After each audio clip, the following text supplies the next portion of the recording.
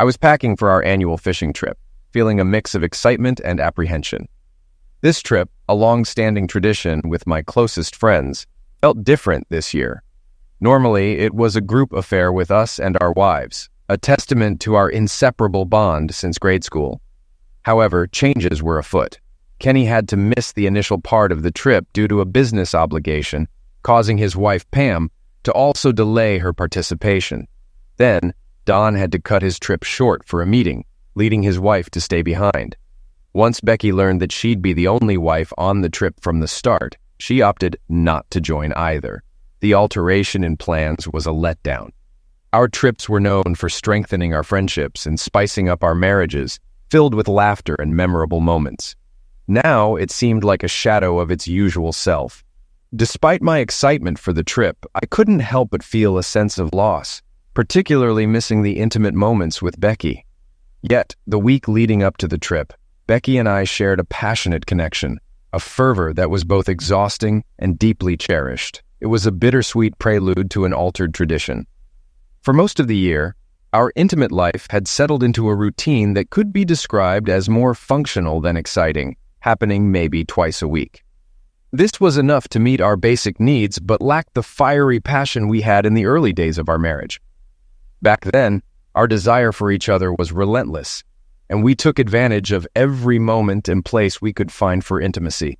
However, about 5 years ago, this intensity began to wane, and our frequent encounters became less frequent, dwindling to just a few times a week. Becky seemed more and more reluctant, leading to frustration and occasional arguments on my part.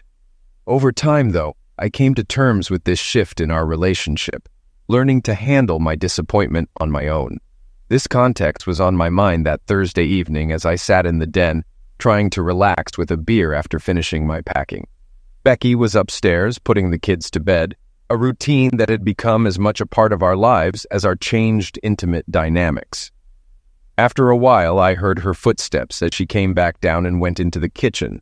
She then joined me in the den, a glass of wine in her hand, and a look of concern on her face. "Honey," she began, her voice laced with seriousness, "we need to have an important talk. I understand this might upset you, but please hear me out before responding. I promise to address any questions you have afterward. I should have brought this up months ago, but I needed to gather some information first." Her tone was earnest, hinting at the gravity of what she was about to share. I'm not sure why, but I felt a surge of fear. Becky's demeanor was apologetic and fearful, yet her resolve was unmistakable. It was clear she was about to discuss something serious. After taking a deep breath and another large sip of her wine, she continued, "I know our intimate life hasn't been satisfying for you in the past few years, honey. Frankly, I haven't found much joy in our moments together either. Davy, I love you deeply, but, well, honey, you no longer stir the same excitement in me that you once did. And David, I want to remain your wife. You're an excellent father, a fantastic provider, and a true friend, but I'm seeking more than what you can offer me physically." I could feel anger starting to boil inside me. What was she implying? I thought she had grown distant, but what was the significance of the past week? I was certain I had made a significant impact. Just as I was about to interject, Becky raised her hand. "David, you promised to let me finish speaking before you responded." I bit down hard, forcing myself to lean back into my chair, trying to temper my rising frustration as she went on. "David, there's someone I've known for a while who captivates me in a way I cannot ignore. It's not just about Zex. No, it's about making love in a way that I feel we can't anymore. I didn't want to go behind your back. I will still be here for you, but I need to be honest about my needs. Being with him makes me feel alive, reminiscent of how we felt at the beginning of our marriage. It's something I can't seem to get enough of." I jumped from my chair and began screaming at her. "You cheating witch! How could you?" Becky stood and jumped in front of me. She pushed me back and I fell into my chair.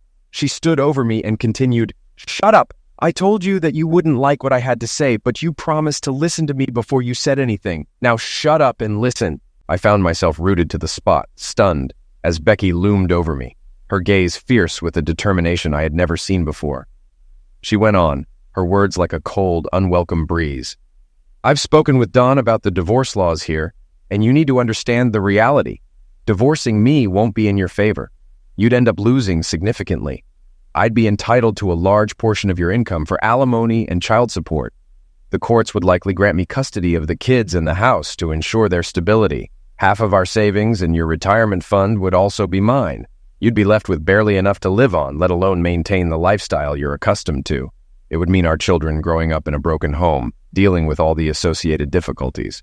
For your sake and for the kids, you need to come to terms with my decision. Despite everything, I still hold love and respect for you. Our life won't change much on the surface. I'm not cutting you off entirely. It's just that I'll be absent now and then, maybe even taking trips with him for the time we need together. As her words sank in, a mix of disbelief and anger welled up inside me. Watching Becky return to her seat, a silence fell over the room, heavy and tense. After a moment, I managed to find my voice, a mix of hurt and outrage barely contained. I can't believe this. How could you do this? After everything, to come to me with such a betrayal. How long has this been going on? Who is he? Becky looked at me with some anger and said, "Using mean words won't solve anything, honey. I hope you can move past your feelings and we can continue living as we have for the past few years. I won't tell you how long this has been going on or when or where it happens, and I definitely won't tell you who I'm intimate with. It's none of your business, and if I catch you snooping around, I'll have to take actions you won't like. I've been seeing someone else and I'm done hiding it. I need to be honest because the sneaking around is too much. I want to be upfront about when I go out so you can take care of the kids, but I won't tell you who he is to avoid trouble. If you try to do something bad to him or me, it won't end well, especially for our kids who need you. Just know, if you try to hurt us, there will be consequences." Once again, I sat there shocked at how calmly Becky laid out her information. She seemed so sure, so prepared. It was clear she had been planning this moment for a while. Despite my thoughts and comments, she had an answer for everything. I said, "I should probably call the guys and let them know I won't be going on this trip. We need to sort some things out and I have a lot on my plate." I reached for my phone, but Becky grabbed my hand. Becky looked me straight in the eyes and said, "No, you're going on this trip. The kids will stay with your parents as we arranged. I don't plan on being alone for the next 2 weeks, and I don't want you around to cause any trouble or try to find out who I'll be with. You need this time away to process everything. I've made sure you'll actually go on this trip, and you won't like the consequences if you don't. You'll regret it if you change your plans now. My friends and I have everything covered. We have sources in town and almost everywhere you might go. If you try anything to find out about my lover or disrupt our lives, I'll find out, and you'll face serious consequences. You have to accept that my plan is solid, and it's what's best for me. If you cooperate, I'll make sure you don't have a miserable life. You'll continue living much like you have been." Becky went over to the desk and took out a thick envelope from her drawer of papers. She came back to me and handed it over. "Here, so you'll believe me. We made a written report of all your actions for the past month. Read it and you'll see we have it all down. We're aware of everything you do, and if you try to interfere with our plans, we'll know, and I won't go easy on you. Now I'm heading to bed. If you want some action tonight, come up. You'll see not much has to change unless you start causing trouble." I sat there in shock. Who was this woman? And what happened to my wife? I thought I knew her, but now I discover she's conniving and unfaithful. I watched her go upstairs, her hips swaying seductively. She knew she looked amazing and she was using it tonight, but for once, it didn't faze me at all. Finally, I opened the envelope and started reading. I was shocked. The report on me was incredibly detailed, capturing things I'd forgotten until I read them. It seemed like someone had been monitoring my every move, noting even minor incidents like spilling something on my shirt. It documented my glances at other women, something natural for anyone. The thoroughness of the report made me wonder if someone wealthy or connected was behind it, given its detail and scope. The report contained private details, including conversations I thought were private. This made me question if I was being bugged. As I considered my next steps, particularly how to leave my cheating wife without losing out in a divorce, I realized I needed advice. My lifelong friends, who shared a complicated history with me and Becky, seemed like the go-to, but then a dreadful thought struck me. What if Becky was involved with one of them? Seeking their counsel could backfire if the traitor was among them, sabotaging my plans before they even started. Just as I was deep in thought, Becky called out from the top of the stairs, provocatively suggesting I join her in bed rather than mulling over things alone. She then returned to our bedroom, leaving me to consider my next move in this complex situation. I never did go to bed. I spent the night on the couch in the den. Becky woke me up when she started making breakfast. She was mad and made sure I knew it. "Get your sorry butt up, Dave. You need to clean up and get ready for work before the kids notice you didn't sleep in your own room last night. When you come back in 2 weeks, I expect you to act normal. If you mess things up in the family, I've already warned you about the consequences. I'm willing to meet your needs sometimes, but I expect you to do your part too. Just so you know, if you find another woman, I'm filing for divorce." I could feel the rage building up inside me. I yelled, "What's going on? You can mess around and think it's fine, but I can't do the same? Not that I want to, but why is it okay for you and not for me?" Becky smirked and said, "Come on, Dave. We both know you're satisfied with what you're getting from me now. If you go out looking for someone else, it's just to get back at me. I only seek outside the marriage because you're not meeting my needs as a husband. If you could give me what I need, I wouldn't have to look elsewhere, and I expect the same from you." I stammered. I was so mad I could barely talk, but I finally managed to respond. "I can't believe this. You never once talked to me about needing more or wanting to try something different in bed. You never asked me to do anything we don't normally do. How was I supposed to know you wanted something else if you never told me? I always made sure you were satisfied. Most of the time, you had multiple orgasms before we were done. How could I know something was missing when you acted like everything was fine and I was happy?" Becky stood there, then said, "Well, if you're asking now, you're really clueless, huh? It's not just about quantity, dear. It's about quality. You never learned how to please me, and I realized you never would. So I started getting what I needed elsewhere. Now, get dressed. I'm tired of hearing you complain." I went upstairs and went through my usual morning routine. We had a quiet breakfast, and when our son Sean asked what was wrong, I started to explain. But Becky interrupted, saying, "Your father's just dealing with a little issue. He'll be fine after his vacation." She shot me a glare before focusing on her breakfast. At work, I decided to ignore some of Becky's advice and canceled my trip with the guys. We were supposed to leave straight from work and meet at our favorite Denny's to drive together. I had a spacious F-150 truck, so we'd load our gear into it. Roger would ride with me, and Don would take his car since he had to return on Wednesday. I talked to Roger, explaining that something had come up, and I couldn't make it. I offered to let him use my truck to haul the gear. Roger exclaimed, "Oh, Dave, that's not happening. I just spoke to Becky, and she warned me you might try this. She mentioned you've been stressed lately, but she checked with your secretary and confirmed you have nothing important scheduled. I promised her I'd ensure you take this trip. If I have to, I'll come find you. You're coming with us, and you're going to enjoy yourself." I started to object and refuse outright, but then I felt a twinge of fear. What if Roger was... No, Becky said she was leaving this weekend, and Roger was joining me. But wait, Kenny was staying home and coming up midweek. Could it be him or someone else? I was stuck. I needed to think more and make plans. I wanted to buy some surveillance equipment, but how? From the report I read, Becky and her friends tracked my credit card purchases, phone calls, and even cash withdrawals. They could spot unusual spending overnight. I was sitting at my desk, lost in thought, when Becky called. As soon as I answered, she launched into a tirade. "David, I told you to go on your trip, and it's not wise for you to try to snoop into my affairs. Roger just informed me that you tried to back out. This is your final warning. Don't mess with me, or you'll lose everything and never see your children again. Do you understand this time?" She hung up abruptly, leaving me stunned once again. Roger had betrayed me. Did that mean he was involved, or was he genuinely concerned for me? Come to think of it, my old friends didn't seem as close as they used to be.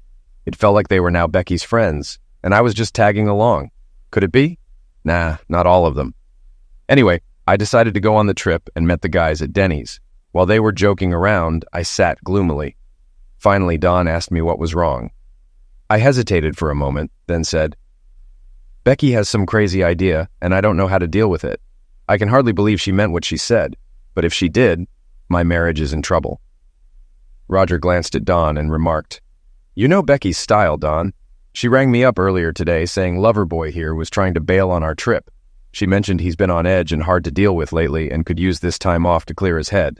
I assured her we'd ensure he joined us and had a good time." Don chimed in, "Yeah, I've noticed his moodiness too over the past few months. He hasn't been as lively with us. A little adjustment in attitude won't hurt. And we can help with that. I've got beer and his favorite whiskey in my car." Turning to me, he added, "Nothing used to stop us from enjoying our cabin time. Sure, the ladies won't be there this time, but hey, more drinks and stories for us." We headed out, driving to the fishing spot by the stream. It was a short 2-hour ride, and we arrived in time for some serious drinking before bed. The next morning, both guys insisted on fishing, so we set off. The fishing helped me forget about the past few days, but thoughts of Becky crept back as we returned to the cabin. I couldn't believe she meant what she said, but it lingered in my mind. Instead of focusing on what I needed to do, I let the guys convince me to keep drinking with them. Later, during supper, as we continued drinking, Don looked at me and asked, "Okay, Dave, spill it. You look like you lost your best buddy, but I'm still here. What's eating you?" I thought, why not? If I didn't talk to someone I trusted, I'd lose it. These guys were trustworthy. We'd been pals since school started. I spilled the beans to Don and Roger about my marriage's declining bed life over the last 3 years and Becky's bombshell from Thursday evening. After I finished, Don looked at me and said, "Wow, Dave, are you sure that's what Becky said? I can't believe she'd even think something like that. We've known her for years and she's the sweetest, most caring woman I know." "Yeah, I know, but that's exactly what she said as far as I recall." "Is it really true?" Don leaned back and said, "Well, Dave, I can't predict the outcome of a divorce, but she's right about some things. If she's really doing what you say, you have to decide how to handle it. If she's discreet, you need to consider if breaking up the family and the emotional toll on the children, you and Becky, is worth it. In custody battles, the courts usually favor the mother. Unless she's proven unfit, you'd likely lose custody of your kids. It's true you'd have to financially support them until they're grown, including college expenses. Because she doesn't work, you'd have to pay alimony until she remarries. You might lose your home, either giving it to her or selling it and splitting the money. You'd also have to share your savings and retirement funds. Child support is calculated by a formula that heavily burdens the supporting parent. Expect to lose a big chunk of your income for child support. You'd also need to provide health care for the kids." Dave was stunned. Hearing his attorney friend lay out the situation was even worse than Becky warning him about the consequences of her infidelity. "I have to know. She won't tell me whom she is with, and I need to know. When I find out, I will make sure she isn't with him any longer." "Dave, as your friend, I get where you're coming from. But as a court officer, I have to advise against that. It's tough, but I'm obligated to report these things. If harm comes to any of Becky's lovers, I'll have to report you. My suggestion? Just deal with it and keep things normal. Maybe if she's cheating, she'll change her mind or get it out of her system. Either way, it seems like sticking to the status quo would be better for you." "Don, I can't believe you're saying this. How would you feel if Shelley did something like that and threatened you? Would you just accept her cheating like Becky expects me to?" Don looked uneasy and said, "No, I'd probably be as upset as you are. But I trust Shelley wouldn't do that. She loves me and knows I'm the best partner she could have. I provide for our family and she wouldn't risk losing that or hurting our kids or me. Buddy, you should just accept your situation. If Becky's as vigilant as you say based on that report, you're in trouble. If you try to investigate her affair, she'll find out and retaliate. Heck, she might even know about this conversation if she's monitoring you closely. Did she know where we were going? Shoot, I didn't even think about that. Darn it, now I have more to worry about." Dave was confused by Roger's constant smile and Don's oddly happy expression during their conversation. He couldn't believe his friends were so relaxed about Becky treating him badly. Finally, he sighed, "Well, forget it. Let's just have some more drinks." The next morning, Dave woke up before his friends. Feeling the need for solitude, he grabbed his fishing gear and headed upstream to his favorite spot. Just as he was about to start fishing, his cell phone rang. He always kept it with him, although reception was spotty in some areas due to weak signals. He was surprised to get reception here. Seeing it was Becky calling, he chose not to answer. After Becky left a message, he listened to it. He was shocked to hear her say, "Well, honey, my sources say you got some good advice from Don last night. I hope you're going to follow it. I love you, and you're too good of a provider and father to lose. But if you do something foolish, I can manage the kids without you. Now have fun." Dave stared at the phone in disbelief. He knew the cabin didn't have cell service, and there was no landline. So how did she find out about his conversation with the guys? Oh no, his gear must be bugged, and someone must be nearby to pick up the transmission.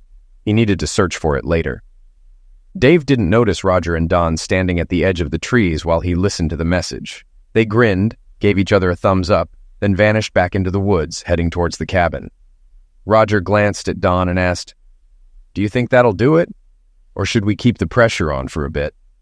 I reckon we should keep those detailed reports going for a month or two, and we gotta keep urging him to just accept it, Don replied. We've got a good thing happening now.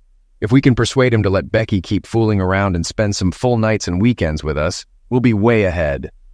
Imagine how much better it'll be to have longer sessions with her without any time constraints. She's so hooked on what we give her in bed that she'll do anything we say just to have more. If we play it smart, he can clue in our wives about the issue, and we can tell them we're out at night helping him figure out what's going on. That'll be solid cover. Dave fished until nearly noon, but his mind wasn't on it. He spent most of his time pondering his marriage, trying to figure out how to uncover Becky's affair, end it, and get back at her. However, he knew he couldn't do anything until he found out who, when, where, and why, if possible. On a cozy Friday evening, as the anticipation of their friend's arrival grew, Becky and the man beside her shared a warm, intimate moment. After spending the day preparing for a weekend at the cabin, they finally had some time to themselves. Becky, feeling playful and affectionate, approached him with a twinkle in her eye. She handed him a drink and sat close, their conversation flowing easily. The atmosphere was charged with excitement for the weekend ahead. They shared laughs, reminisced about past adventures, and eagerly discussed plans for the days to come. As they sat together, the connection between them deepened. Becky, feeling bold, leaned in for a tender kiss, which he warmly reciprocated. Their affectionate exchange soon turned into a gentle caress, as they continued to express their fondness for each other. Becky, feeling the warmth of the moment, whispered sweet nothings into his ear. The air was filled with anticipation, not just for the immediate tenderness they shared, but also for the joy that the coming days with their friends would bring. They talked about their friend's upcoming arrival, speculating with excitement about the activities they had planned. The mention of a friend's expected visit on Wednesday added to the bubbling excitement, sparking further conversation about the adventures that awaited them. As the evening progressed, they remained close, cherishing each other's company. Their connection was a testament to their deep bond, one that was amplified by the shared joy of the imminent reunion with their close friends. In that moment, they were reminded of the simple pleasures of companionship, the anticipation of good times ahead, and the beauty of moments spent with someone special. Becky exclaimed, "Oh God, I've been craving this for so long. I can't wait for the others to arrive. Isn't Dawn supposed to be here early Wednesday?" "Yeah, baby. Then you'll have both of us for 2 whole nights before I have to help babysit your loving hubby." "Oh God, I'll be so relieved when we can all 3 be together at once. Just being with 1 or 2 of you at a time has been tough after what you've done to me. There's no way Dave alone can satisfy me anymore. Do you think we've covered everything? I adore him, and he's a wonderful provider and father. I don't want to lose him." "Yeah, I think we can keep him in check." "Yeah, I just hope Dave doesn't start confiding in our wives and causing trouble. We've been doing fine the last 3 years. I think we should have been content with how things were instead of getting greedy like this. Having you to ourselves all night or on a long trip sounds nice, but I'm not sure we can push Dave this hard. We might have unleashed something uncontrollable." "Well, the bugs we planted and the few things we found that make him look bad should make him back off. I just wish he wasn't so straight and honorable. It's unbelievable we haven't found anything shady he's done. How can a man in business for himself not take advantage of situations to make extra cash? Oh, by the way, Becky, are you still keeping an eye on the finances and transactions like we discussed? Yeah, I convinced the bank to limit his cash withdrawals, but I can't control his check writing. At least we can track them if he does. I wish I had a way to monitor the business more closely. Now I regret pushing him to hire office help so I could stay home with the kids and be a housewife." Becky chuckled, then added, "Of course, if I hadn't insisted on staying home, we wouldn't be having as much fun, would we? I was so frustrated only being with you all a couple nights a month or on trips. Being a stay-at-home mom allowed us to play more. And now, with this plan, we can play whenever we want." Dave was gloomy and preoccupied by the river. His friends attempted to chat with him and lift his spirits, but they weren't making much headway. They got him drunk on Tuesday evening. After he passed out from intoxication, Don and Roger retreated to the porch to converse quietly. Roger expressed concern, saying, "I'm starting to fret, Don. We've been talking to him for 4 days, and if anything, he's becoming more determined to leave Becky and seek revenge on her lover. He's on the brink of exploding and going wild. How are we going to manage this situation now? It all seemed so promising and simple when we devised the plan to control him and spend more time with her. What if he finds out and tells our wives? Don reassured him, saying, "Relax, Roger. I can manipulate him in the divorce proceedings and paint her as an angel. Even if she does divorce him, so what? We only embarked on this because she said she wanted to keep him around. I'll admit, banging her while she's married to him gives me a thrill, but she'd still be just as enjoyable if she weren't married. We just need to prevent him and our wives from discovering the truth so we don't get screwed over. We might need to resort to some physical persuasion, but let's wait and see how things unfold in a week or two." Dave couldn't hear the conversation clearly, but he had awakened and caught snippets of their discussion on the front porch. He understood they were upset that he was stubborn about accepting Becky's infidelity, and they believed they needed to convince him to be more tolerant. Now, not only was he angry with her, but he was also angry with them. Before drifting back to sleep, he resolved to handle the situation without their assistance. Over the next few days, Dave grew more distant from his friends. Roger and Kenny grew genuinely concerned when all he would say about the situation was, "I'm going to find out who the woman is sleeping with, and both she and they are going to pay big time." Finally, the day arrived for them to head home. Once again, Roger rode with Dave, but there was no conversation in the truck. Kenny drove his own car, and as soon as they reached an area with good cell service, he called Don. Don and Becky sat in Dave's living room and listened as Kenny reported on Dave. "He's boiling with anger. If anything, he's even more determined to make you pay than he was when I got to the cabin. I'm not sure what to do, but I think we should lay low until he calms down. If he catches us, it could get ugly." Becky sat in shock, tears streaming down her cheeks, and she was almost hyperventilating. Don, with clenched jaws and a red face, sat beside her. After a brief conversation with Kenny, Don turned to Becky. He pulled her close and began caressing her breasts to calm her down. As he touched her, he said, "Becky, don't worry. I didn't want to resort to drastic measures if we didn't have to, but it seems like we have no choice now. See how he behaves this weekend and let me know on Sunday evening. If it seems like he's going to cause trouble, we'll file on Monday. I can freeze all your personal accounts, and I believe I can freeze the business accounts pending court approval for all expenditures. We can convince the judge that he might drain your accounts and ruin the business if we don't take control."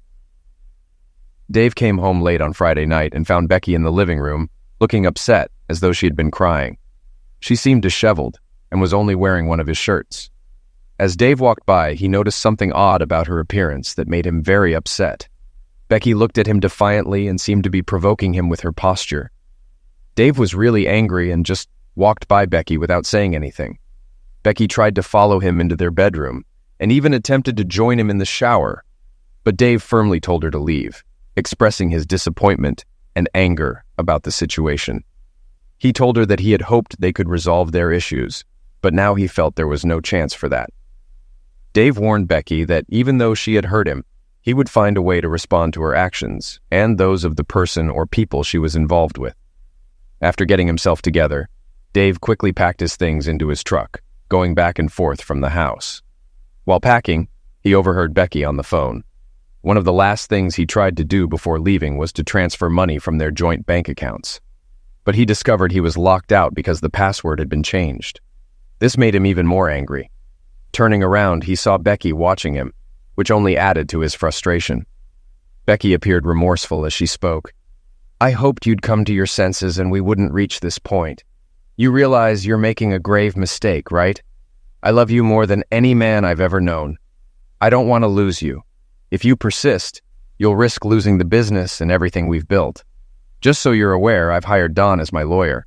I just spoke with him and informed him of your behavior. He'll be in touch." Dave was stunned. He knew Don was also her friend, but geez, he'd been Dave's attorney since he started practicing law. He couldn't believe Don would betray him like this.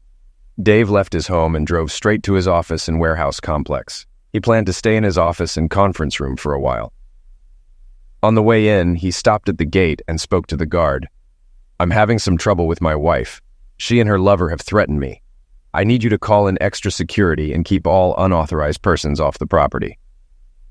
Saturday morning around 10 a.m., Dave was leaving the complex to grab breakfast when he got halted at the gate. A man approached him, confirmed his identity, then handed him an envelope saying, "You've been served." After the man left, Dave opened the envelope and found a restraining order. It stated that he couldn't come within 300 feet of his wife, children, or their home. Additionally, there was an order requiring court approval for any expenditures from his personal or business accounts, preventing him from depleting the company's assets before divorce proceedings, which were set to start the following Monday. After breakfast, Dave went to his assistant's house. When she opened the door, she remarked, "Dave, you look awful. What's wrong?" "I need to talk. I need help, and you're the only person I can trust. I'm sorry to bother you on the weekend, but I'm in trouble and I have no idea who I can trust or talk to. She stepped back and gestured for Dave to come in. "Come on in, Dave. Would you like some coffee?" Dave followed her into the kitchen, where he saw her husband, Thaddeus, sitting at the table. It seemed he had interrupted their brunch, as there were plates with eggs still on the table. "I'm sorry. I guess I should leave. Thaddeus looked up at Dave and said, "You look terrible, Dave. Sit down and talk to us, for heaven's sake." Dave slowly recounted to the couple everything that had happened in his life since 2 weeks ago Thursday. Then he expressed, "I'm at a loss for what to do now or how to help myself. My supposed best friends spent the last 2 weeks urging me to let Becky continue her affair on the side. They argue that since she's been doing it for years and I never noticed, why should I disrupt things? And now, Don, my former best friend, is collaborating with Becky as her attorney, entangling me in legal complications. I can't even spend money without court approval, and I can't get that until at least Monday. My best friend has taken Becky's case, so I'm cut off there. I'm not even sure I have enough money to eat. All my credit cards were declined when I tried to pay for breakfast." Gertrude leaned back and said, "Dave, I can't believe Becky would do this to you." She turned to her husband and asked, "Thad, can't we offer him some financial assistance?" Her husband nodded in agreement. Dave sat at the table feeling angry, helpless, and determined to seek retribution like never before. Thad pondered for a moment before stating, "If what you say is true, you need some serious help. I just hope there isn't a bug hidden in your clothes somewhere." His eyes narrowed, and he added, "Come with me, Dave." They headed downstairs into the walkout basement. Stopping at the bottom of the stairs, Thad instructed, "Dave, undress right now and give me your clothes. There's a shower over there, and I'll bring you some of my clothes to wear. I'll take yours to the front door. After you've cleaned up, we'll talk. I doubt there's a bug in our house, but they might have followed you here and planted a listening device outside." Dave changed into some old sweatpants belonging to Thad, and then all three of them retreated into a cement storm shelter beneath the stairway. He felt foolish as he began to speak, but Thad and Gertrude stopped him. They spent the next hour communicating through written notes, planning out their course of action. After covering all possible scenarios, Thad left to contact individuals whom he believed could assist Dave. They agreed that Dave would have minimal interaction with these people, and Thad and Gertrude would lend him the necessary funds to start the investigation. While it was assumed that Becky would halt her activities, they planned to monitor her and Dave's 3 friends for a while. On Sunday, Dave, Thad, and Gertrude decided to catch up over lunch, enjoying each other's company and sharing laughs. At the same time, Becky hosted a meeting at her house with Don, Kenny, and Roger to discuss some pressing matters. After their meeting concluded, they all took a moment to relax and share their thoughts on the situation. Roger, looking concerned, broke the silence. "I'm feeling uneasy about all this," he admitted. "I'm not sure if it was a good idea to meet today. What if Dave finds out we were here? Maybe we should keep a low profile until we figure things out. We had a stable situation for over 3 years, and pushing the boundaries now seems risky. I'm worried this might not end well for us." He continued to share his anxieties about recent events, expressing doubt over their strategy and concern over Dave's recent activities, particularly his time spent with his secretary and her husband. Roger mentioned that their surveillance hadn't picked up anything suspicious, but he was still nervous about the potential repercussions of their actions and decisions. "Stop complaining. We've got Dave completely under control. He's unable to access any money, and we're keeping such close tabs on him that we'll know his every move before he even makes it. Right now, he's with his personal assistant and her husband, feeling sorry for himself. If he tries to leave, we'll be alerted before he's even out of sight. He can't even make a call without us knowing what he's saying, whether it's from his phone or hers." On Monday morning, Dave started searching for a new attorney to represent him. He spoke with several and scheduled appointments with 2. It was a challenge for him because Don had been his legal counsel for years, but now that Don was representing Becky, he had to find someone else. Eventually, he decided to hire Sally Hawk, who impressed him during the interview and came highly recommended.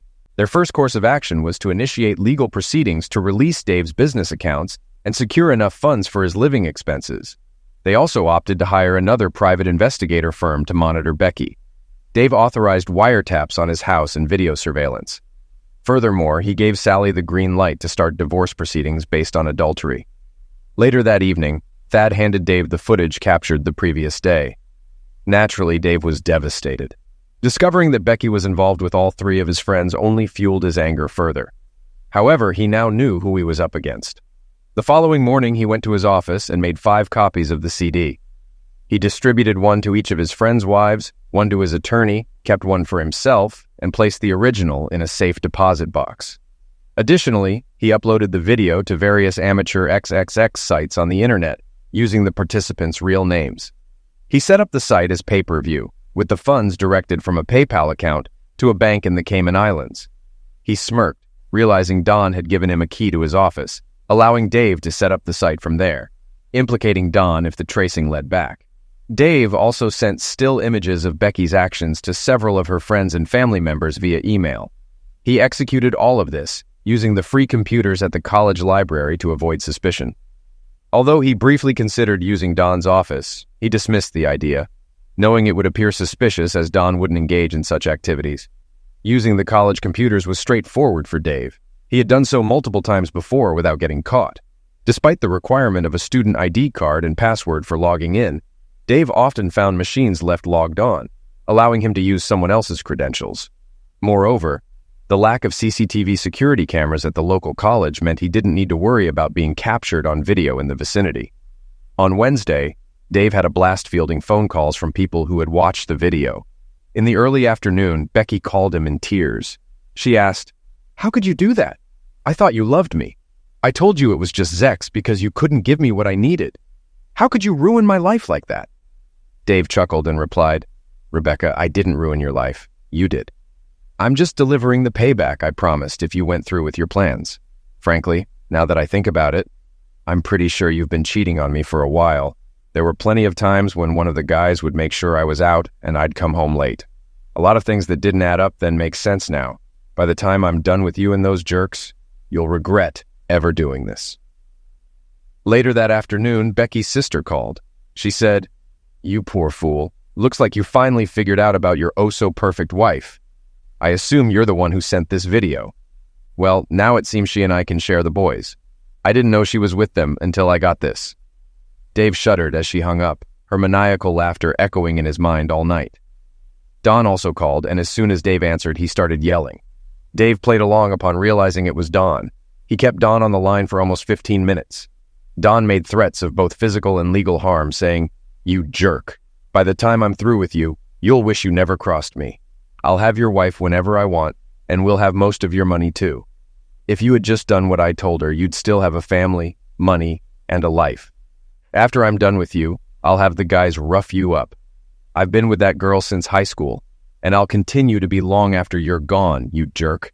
Enjoy living in the dumps because that's where you'll be when I'm through. I'll file every lawsuit I can find and bleed you dry just to defend against them." Later calls from Becky's parents were distressing. Her mother was in tears as she asked, "Dave, how could you do this to Becky? I understand she hurt you deeply, but spreading pictures of her everywhere was too vengeful. Couldn't you have resolved this in a more civilized way?" By the time Dave decided to head home for the evening, he felt content with his actions so far. He was confident that the computerized answering system his company had installed would prove its worth, especially from the recordings it made that day alone. Initially, he had concerns about how his then-attorney and friend Don advised him to set up the system with the telecom provider. When a call came in, the computer would answer and give a warning before recording began. The warning stated, "Thank you for calling Central U.S. Inventory, Logistics, and Security Company. All phone calls are recorded for later use. If you do not want your call recorded, please hang up now. If you wish to speak to someone, please press 0 to be connected to an operator."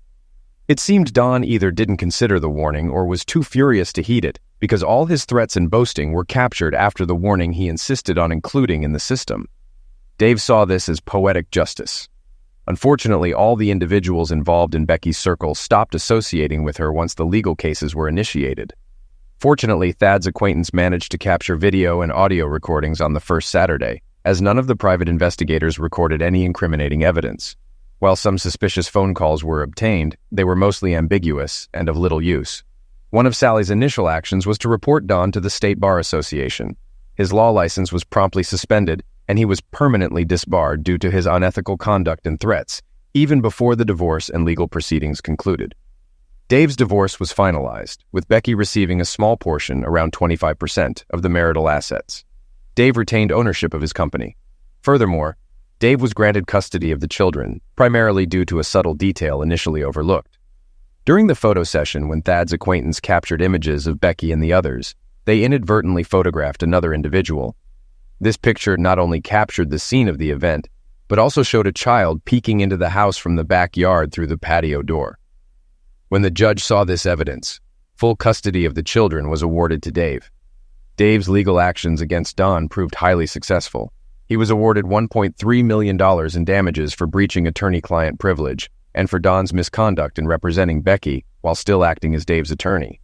Don faced censure for his inappropriate relationship with Becky and various ethical violations, leading to fines payable to the state. As Dave pursued legal recourse against Don, Don's financial situation deteriorated significantly, nearing bankruptcy. Meanwhile, Shelley, Don's wife, depleted most of their remaining marital assets during their divorce.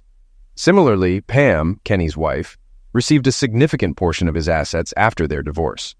Surprisingly, Roger and Trixie remained married, as it was revealed that Trixie had willingly engaged in the group's activities. However, Roger grew discontented with his friend's continued exploitation of Trixie. When Don and Kenny moved in with Roger after being ousted from their homes, tensions escalated.